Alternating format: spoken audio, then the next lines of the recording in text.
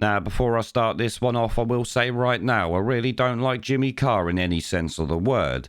I don't think he's funny or anything like that. I don't watch his shows or remotely care about him or anything he says. The only reason I'm commenting on this is because we got the likes of Sajid Javid telling people to cancel a comedian for a joke that he didn't like.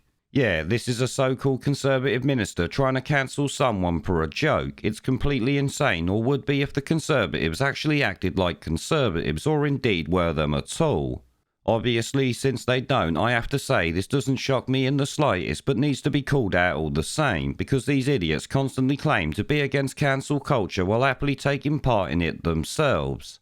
The level of hypocrisy is incredible, but as I've said before, every claim the so-called Tories make is just to get votes before they show their true colours, and let's be honest, their true colours are almost identical to Labour when it really comes down to it.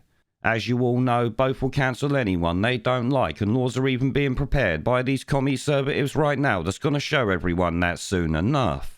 In this case though, even of someone who is no fan of Jimmy Carr, he has the right to say any joke he likes, even if it offends people, I've gotta say.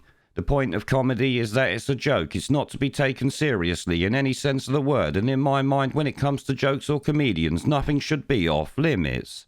And actually, further to that, I'm sure psychologists have said that humans deal with tragic events and things like that by making light of them. It helps cope with the horrors of the world we live in or some shit like that. Then of course you have to remember that Brits are well known for brutal humour, including self-deprecating humour that should really show unrestricted jokes are actually a part of our culture. This, and of course free speech, is why I think all jokes are fine, and when it comes to the TV or internet, if you don't like what you see, you can bloody switch it off. You don't have to sit there getting a sore vagina over it or anything like that, crying your eyes out because someone said something that hurt your poor fifis.